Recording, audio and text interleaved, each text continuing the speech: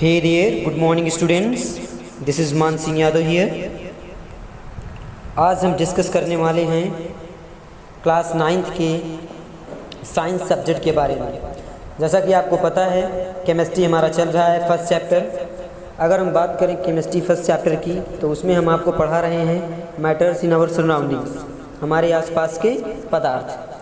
हम पढ़ चुके हैं क्वथनांक तक। कहाँ तक पढ़ चुके हैं? क्वथनांक, बॉइलिंग पॉइंट तक। बॉइलिंग पॉइंट में हमने आपको क्या बताया था कि वायुमंडलीय दाब पर वह तापमान जिस पर द्रव उबलने लगता है इसका क्वथनांक कहलाता है। जल का क्वथनांक होता है 373 केल्विन और इसमें 100 डिग्री सेंटीग्रेड पर जब इसको गर्म किया जाता है तो 273 केल्विन के बराबर हो जाता है। हमने यहाँ तक प्रीवियस वीडियो में पढ़ लिया था। अब हम आगे पढ़ेंगे वाष्पीकरण की गुप्त ऊष्मा। ठीक है ना? हमारा जो नेक्स्ट पॉइंट है वो है वाष्पीकरण की गुप्त ऊष्मा। वाष्पीकरण गुप्त ऊष्मा की बात की जाए तो वाष्पीकरण की जो गुप्त ऊष्मा होती है वो होती है वायुमंडलीय दाब पर 1 किलोग्राम द्रव में। वायुमंडलीय दाब पर 1 किलोग्राम द्रव को उसके क्वथनांक पर वाष्प में बदलने के लिए जितनी ऊष्मीय ऊर्जा की आवश्यकता होती है उसे वाष्पीकरण की गुप्त ऊष्मा कहते हैं। जब पानी को उबाला जाता है तो उसके तापमान में वृद्धि नहीं होती है, तापमान 100 डिग्री सेंटीग्रेड ही रहता है, क्योंकि वाष्पीकरण की गुप्त ऊष्मा पानी के कणों के बीच के आकर्षण बल को तोड़ती है। अतः 100 डिग्री सेंटीग्रेड तापमान पर वाष्प के कणों में उसी तापमान पर पानी के कणों की अपेक्षा अधिक ऊर्जा होती है। तापमान में परिवर्तन से पदार्थ की अवस्था को एक से दूसरी में बदला जा सकता है, जैसा कि नीचे के आरेख में दिखाया गया। देखिए आपको ठोस अवस्था से हमने ऊष्मा दिया तो द्रव अवस्था हो गई। जब द्रव अवस्था को हमने ऊष्मा दिया तो गैसीय अवस्था में हो गई। उसी तरह जब हम गैसीय अवस्था को मतलब ठंड करेंगे, जब गैसीय अवस्था को हम ठंड करेंगे तो द्रव होती है, और जो द्रव अवस्था को हम ठंड मतलब शीतलता करेंगे तो ठोस बन जाती है। ठीक है ना?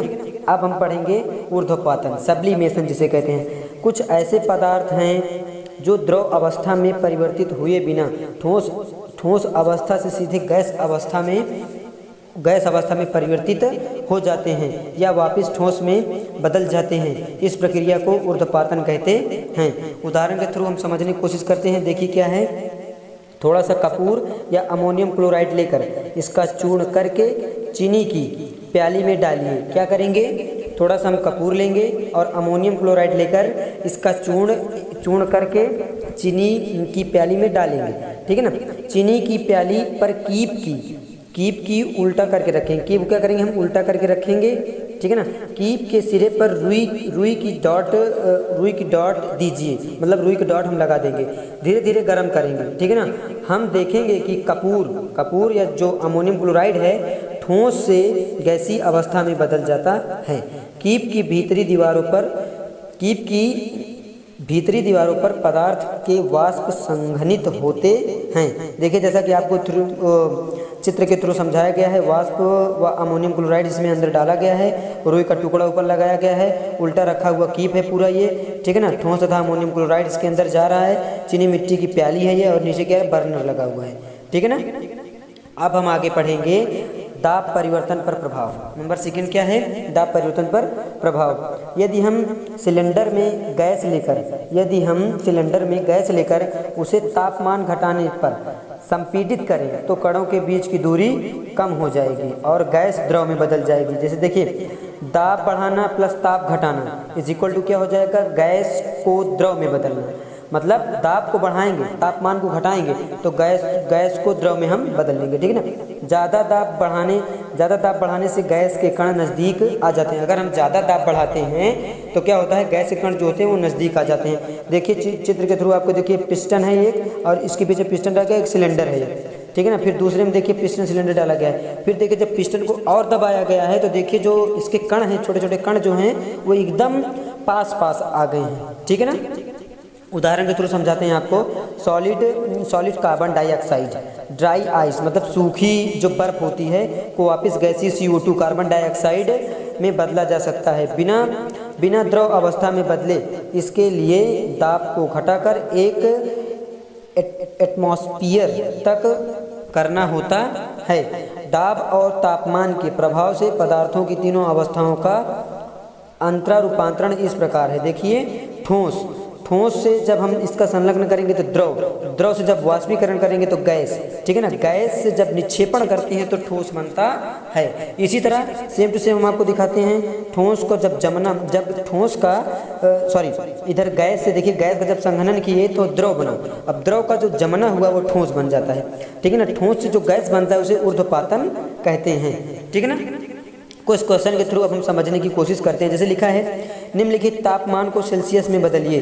तापमान को सेल्सियस में बदलने का मतलब ये हुआ कि 300 केल्विन, 573 केल्विन दिया गया है। अब ये जो 300 केल्विन है इसमें क्या करते हैं, अगर इसको सेल्सियस में बदलना हो तो हम इसमें 273 डिग्री सेंटीग्रेड क्या करते हैं, माइनस करेंगे, ठीक है ना। 273 डिग्री सेंटीग्रेड क्या करेंगे, माइनस कर देंगे। तो 300 में से 273 को जब हम घटाएंगे तो ये 27 डिग्री सेंटीग्रेड हो जाएगा, सेल्सियस हो जाएगा, ठीक है ना। इसी तरह देखिए 573 केल्विन है, इसको इसमें जब 573 में हम 273 को घटाएंगे तो ये 300 डिग्री सेल्सियस हो जाएगा, ठीक है ना। इसी तरह देखिए क्वेश्चन नंबर 2 है। क्वेश्चन नंबर 2 क्या है कि निम्नलिखित तापमान पर जल की भौतिक अवस्था क्या होगी।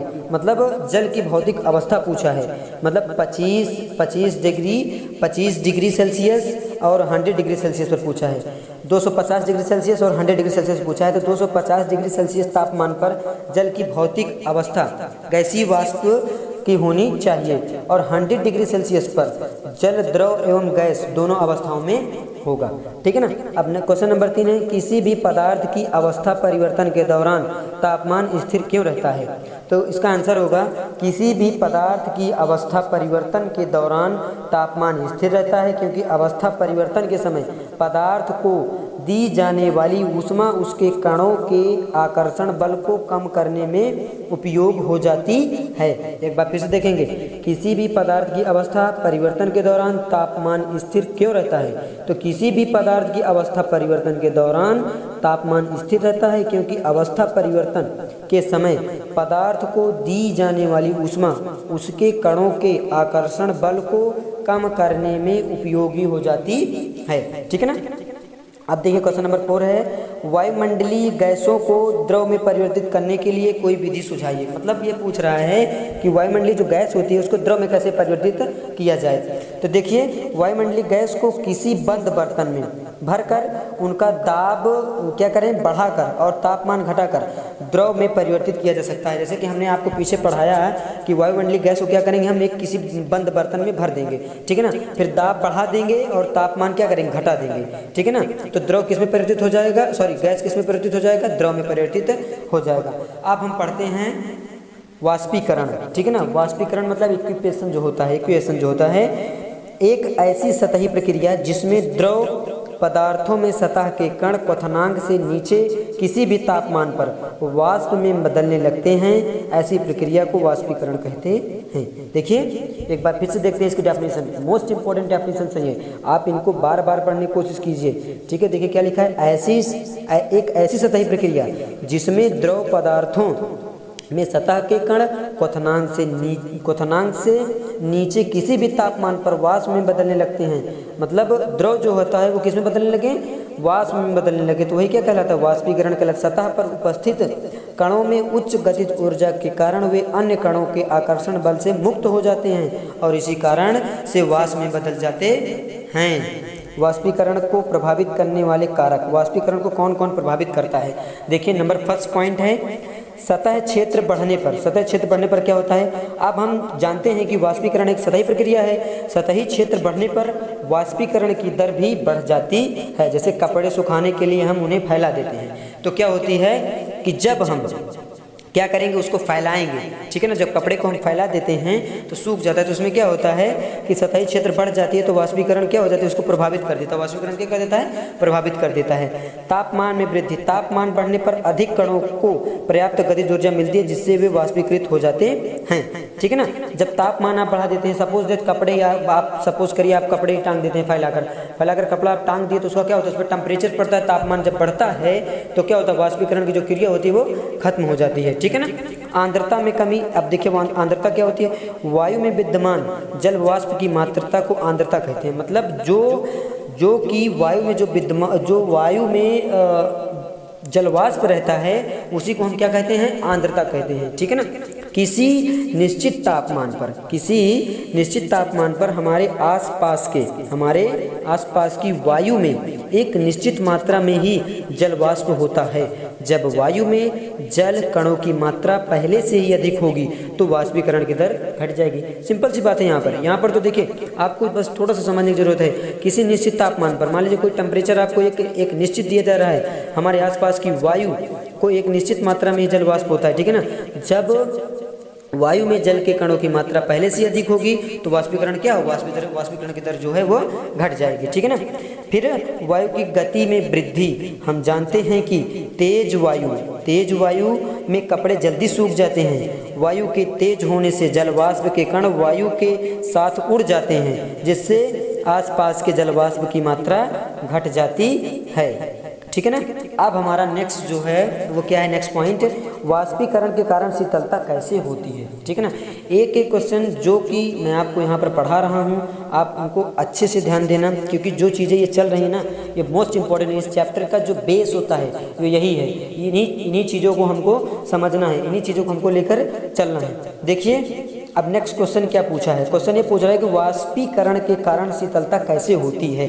तो हम बताते हैं आपको। देखिए वाष्पीकरण प्रक्रिया के दौरान लुप्त हुई ऊर्जा को पुनः प्राप्त करने के लिए द्रव के कण अपने आसपास के वातावरण से ऊर्जा अवशोषित कर लेते हैं। इस अवशोषण के कारण वातावरण शीतल हो जाती है। ठीक है ना। उदाहरण के थ्रू समझते हैं। देखिए उदाहरण के थ्रू कैसे समझेंगे। नंबर फर्स्ट में दिया गया है, अगर हम हाथ पर एसीटोन डालते हैं। एसीटोन देखिए, एसीटोन क्या होती है, एक प्रकार की गैस होती है। अगर हम हाथ पर एसीटोन डालते हैं तो एसीटोन हमारे हाथ से ऊष्मा लेकर वाष्प में परिवर्तित हो जाता है और इसी कारण हमें हाथ पर शीतलता महसूस होती है। देखिए जैसा कि आपको पता है एक ट्रेंड चल गया जब से कोरोना वायरस आया है, क्या कहते हैं उसको, सैनिटाइज़र का। जब हम सैनिटाइज़र अपने हाथ पर डालते हैं तो क्या होता है, हाथ में हमारे ठंडक महसूस होती है। तो जस्ट लाइक एसीटोन, आप एसीटोन को भी उसी तरह समझिए। हमारे हाथ में से क्या होती है, ऊष्मा लेकर वाष्प में परिवर्तित हो जाती है। इसी कारण हमें हाथों में क्या होती है, शीतलता महसूस होती है, ठंडक महसूस होती है। आप सबने महसूस किया होगा। ठीक है ना। नंबर सेकंड देखिए, नंबर सेकंड पॉइंट क्या है, गर्मी में हमें सूती कपड़े पहनने चाहिए। ठीक है ना। गर्मी में हमें सूती कपड़े पहनने चाहिए क्योंकि गर्मियों में पसीना अधिक आता है। सूती कपड़े पानी के अच्छे अवशोषक होने के कारण पसीना अवशोषित करके वायुमंडल में आसानी से वाष्पीकरण कर देते हैं। चूँकि वाष्पीकरण से शीतलता होती है अतः गर्मी में सूती कपड़ों से आराम मिलता है। आई थिंक आप समझ रहे होंगे वाष्पीकरण के कारण शीतलता कैसे होती है। ठीक है ना। गर्मियों में अक्सर लोग मैदानों में पानी छिड़कते हैं। ठीक है ना। आपने देखा होगा कि जब गर्मी बहुत ज़्यादा पड़ती है तो आपका जो बाहरी एरिया होता है वहाँ पर पानी का छिड़काव किया जाता है। ठीक है ना। तो यह पानी मैदानों से ऊर्जा मतलब गर्मी प्राप्त करके वाष्प में बदल जाता है। क्या करता है, जो ज़मीन के अंदर, जो ज़मीन की ऊपरी सतह पर जो गर्मी होती है वो क्या करता है, अवशोषित कर लेता है, अपनी ओर ग्रहण कर लेता है और उसी वाष्प में बदल देता है। ठीक है ना। उस जगह को क्या कर देता है, फिर वो ठंडा कर देता है। तो इसी तरह वाष्पीकरण के कारण जो शीतलता होती है वो इन्हीं बेस पर होती है। अब हम जो नेक्स्ट बात है अब कुछ क्वेश्चन के थ्रू नेक्स्ट वीडियो में करेंगे। मुझे आशा है कि आप सब पढ़ रहे होंगे, अच्छे से पढ़ रहे होंगे, क्योंकि देखिए जो चीज़ें मैं आपको पढ़ा रहा हूँ ये इस चैप्टर का बेस है। आप इसको पकड़ के चलिए। ठीक है ना। आप इसके कुछ क्वेश्चंस बचे हुए हैं, एक दो टॉपिक बचा हुआ है जो कि नेक्स्ट वीडियो में हम डिस्कस करेंगे। Thank you students.